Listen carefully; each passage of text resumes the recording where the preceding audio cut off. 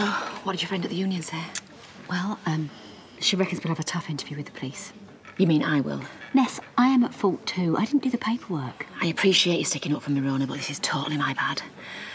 Do you think the police will want to question Gabby and Liv? Yeah, of course, and rightly so.